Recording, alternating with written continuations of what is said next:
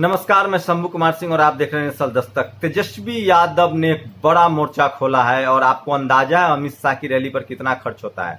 देश कोरोना से जूझ रहा है, लोगों को अस्पताल नहीं मिल रहा है और बीजेपी ने बिहार चुनाव की तैयारी शुरू कर दी है। और आज 7 जून को बीजेपी की पहली डिजिटल रैली होने वाली है, वर्चुअल रैली होने वाली है और सुना है कि 127 से ज्यादा रैलियां होंगी। ये मैं नहीं कह रहा हूं, मेरे ऊपर FIR मत कीजिएगा। तेजस्वी यादव ने कहा कि वर्चुअल रैली के प्रचार के लिए एक LED स्क्रीन पर औसत खर्च 20,000 रुपए है। बीजेपी की आज की रैली के लिए 72,000 LED स्क्रीन लगाए गए, मतलब 144 करोड़ सिर्फ LED स्क्रीन पर खर्च किए जा रहे हैं। श्रमिक एक्सप्रेस में मजदूरों का किराया 600 रुपया था, वो किराया देने न इनकी सरकार आगे आई न बीजेपी। गरीबों के खाली पेट, दुख दर्द और लाशों पर राजनीति करने वाले राजनीतिक गिद्धों की प्राथमिकता गरीब नहीं बल्कि चुनाव है। इसको लेकर तेजस्वी यादव ने एक प्रेस कॉन्फ्रेंस की। एक उन्होंने और आरोप लगाया है, गंभीर आरोप लगाया है बीजेपी पर, और मैं चाहता हूं कि आपको बताऊं। गृह मंत्री शाह जी और मुख्यमंत्री नीतीश कुमार जी बताएं, विगत महीने में देश में 12 करोड़ लोगों की नौकरी छीन गई, 13 करोड़ लोग BPL में आ गए, 1 करोड़ 40 लाख भूखमरी के कगार पर चले गए। आशा है गृह मंत्री वर्चुअल रैली में जरूर बताएं कि बादशाही आफत से छीने गए रोजगारों को कैसे इन करोड़ लोगों को वापस दिलाएंगे।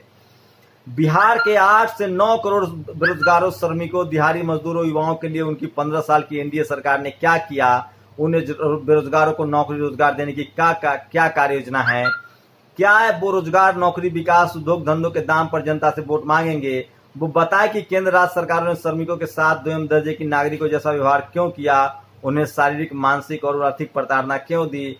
केंद्र और राज्य की NDA सरकार तुरंत प्रत्येक श्रमिक को 10,000 सहायता प्रदान करे। इस मानवीय संकट के मध्य श्रमिकों की मदद ज्यादा जरूरी है या वर्चुअल रैली करना ज्यादा जरूरी है। इस वर्चुअल रैली में अमित शाह, CM नीतीश को एक दूसरे का सामना करना चाहिए और बिहार की जनता के सामने अब बताना चाहिए कि बिहार में रोजगार, शिक्षा, स्वास्थ्य का क्या हाल है। भाजपा सरकार ने 2014 में भी ये वादे किए कि पूरा नहीं किया, इस पर क्या है।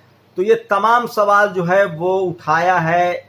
आपको बता दें कि तेजस्वी यादव ने, और ये एक बड़ा सवाल है जो उठा रहे हैं। आज रैली होने वाली है बीजेपी की, अमित शाह की वर्चुअल रैली, और आप कल्पना कीजिए कि एक रैली में करोड़ों लोग खर्च का उन्होंने आंकड़ा दिया है। लेकिन इससे भी बड़ी गंभीर खेल शुरू हो गई है। शायद लगता है नीतीश कुमार भी अब हिंदू मुस्लिम कार्ड खेलने में व्यस्त हो गए हैं। बिहार में जिस तरह से तेजस्वी ने बैनर पोस्टर लगाए थे, शहाबुद्दीन और लालू यादव की तस्वीर वाले पोस्टर लगाए गए हैं, तो पूरा बीजेपी कोशिश करेगी कि हिंदू मुस्लिम किया जाए। आज से उसकी वर्चुअल रैली है। तेजस्वी यादव ने सवाल उठाया है कि एक रैली में 27,000 LED लगाए जा रहे हैं। एक LED का जो खर्चा है वो 20,000 है। तो इस हिसाब से 1 करोड़ 44 लाख जो है वो सिर्फ रैली की खर्चा पड़ता है। तो कुछ बड़े और गंभीर सवाल उठाए हैं और उसको लेकर एक खबर भी उन्होंने कोट किया है। तो 1-1.5 करोड़ की जो ये रैलियां हो रही है उसको लेकर लोग सवाल पूछ रहे हैं लगातार। और सवाल तो बनता है कि जिस तरह के, देखिए ये आज डिजिटल रैली में बीजेपी के चुनाव अभियान की शुरुआत करेंगे अमित शाह। 72,000 LED स्क्रीन की व्यवस्था है। तो पटना में ये रैली होने वाली है और ये वर्चुअल रैली है, मतलब टीवी से नेता बोलेंगे, स्टूडियो में बोलेंगे और टीवी पर आपको दिखाया जाएगा, LED लगा के दिखाया जाएगा। मुझे नहीं पता LED एक आदमी के लिए लगाया गया है या यहाँ LED पर लोग भीड़ भी आएंगे और सोशल डिस्टेंसिंग होगा। तो जहां कोरोना से लाखों लोग आफत में है, मुश्किल में है, मरने वालों की संख्या 10,000 से पार कर गई है और हम चौथे नंबर पर लगभग आने वाले हैं कोरोना में, वहां भी रैली की जा रही है। और बिहार के 72,000 बूथों पर 72,000 LED स्क्रीन लगाए गए। सोचिए, हर बूथ पर आप कल्पना कीजिए कि हर बूथ पर खाना नहीं पहुंच पाया, लेकिन हर बूथ पर LED लगाया जा रहा है। बिहार में सबसे ज्यादा प्रवासी मजदूर हैं।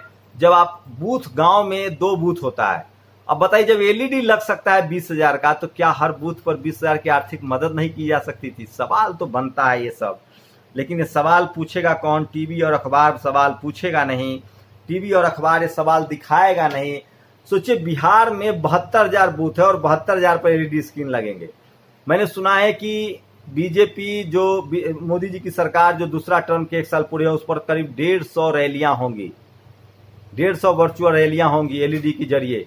तो समझिए कि कितनी विकट स्थिति है, कितना विकट परिस्थिति में भी बीजेपी चुनाव के लेकर किस तरह से तैयारी कर रही है। 8 विधायकों को इस्तीफा दिलवाया है गुजरात में ताकि वो उनका राज्यसभा सांसद जीत सके। मध्य प्रदेश में भी सरकार बनी है, नमस्ते ट्रंप हो रहा था। तो आप समझ सकते हैं कि किनके लिए इंसानी जिंदगी से ज्यादा महत्वपूर्ण राजनीति है, चुनाव है। इसलिए राजनीति होनी चाहिए, मैं उसके खिलाफ नहीं हूं।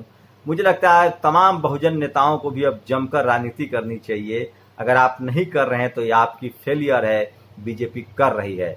लेकिन सवाल है कि बिहार जैसे राज्य में जहां सबसे ज्यादा अप्रवासी थे, जहां सबसे ज्यादा मेहनत कश थे, अगर 72,000 बूथों पर एलईडी लगाया जा सकता है, एलईडी का खर्चा 20,000 है, तो क्या उनको खाना नहीं पहुंचाया जा सकता था? क्या लॉकडाउन में जो लोग पैदल चलने को मजबूर हुए उनके घरों में खाना नहीं पहुंचाया जा सकता था? ये एक बड़ा सवाल है जो आपको पूछना चाहिए सरकार से।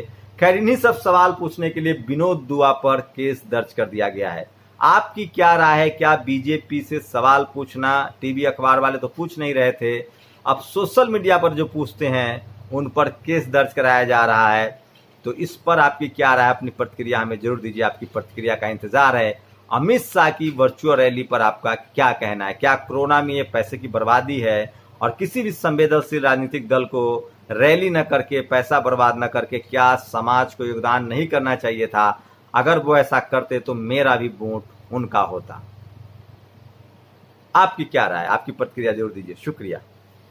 नेशनल दस्तक की आपसे गुजारिश है कि अगर इसको बचाना चाहते हैं तो नेशनल दस्तक को सब्सक्राइब करने के लिए रेड कलर के सब्सक्राइब बटन को दबाएं, फिर बेल आइकन की घंटी दबाएं। नेशनल दस्तक को बचाने के लिए बहुत जरूरी है कि हर खबर को शेयर करें, लाइक करें, कमेंट जरूर करें।